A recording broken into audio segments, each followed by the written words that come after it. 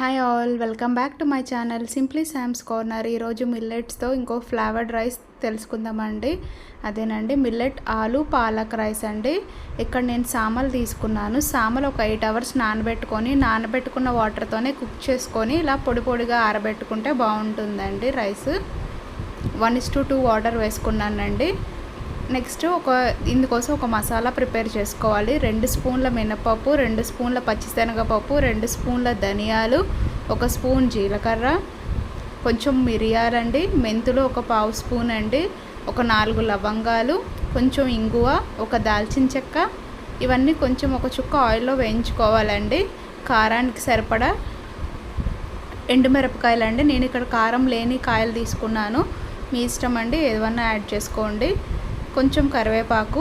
ఇవన్నీ వేగాక లాస్ట్లో ఒక రెబ్బ చింతపండు అండి. ఇవన్నీ వేయించుకొని చల్లారాక మిక్సీ పట్టుకోవాలి.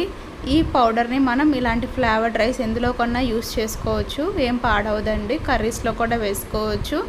ఒక కుండ కానీ కడాయి కానీ తీసుకొని హాఫ్ నూనె హాఫ్ నెయ్యి వేసుకోవాలి. మన ఇష్టం, ఎలా అయినా వేసుకోవచ్చండి.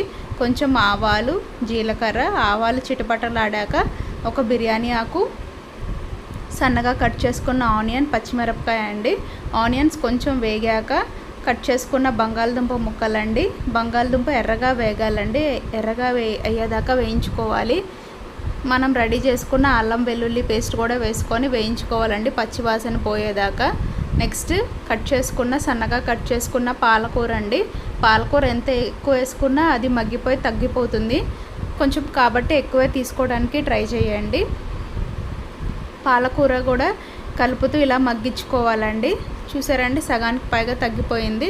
నెక్స్ట్ కొంచెం ధనియాల పౌడర్, జీరా పౌడర్ యాడ్ చేసుకోవాలండి. మీ దగ్గర ఉంటే మునగాకు పౌడర్, కరివేపాకు పౌడర్ కూడా అలాంటివి యాడ్ చేసుకోండి. అంటే ప్లెయిన్ వేనండి, పొడి అంటే జస్ట్ ఊరికే మునగాకు పౌడర్ అలాంటివండి, బాగుంటాయి.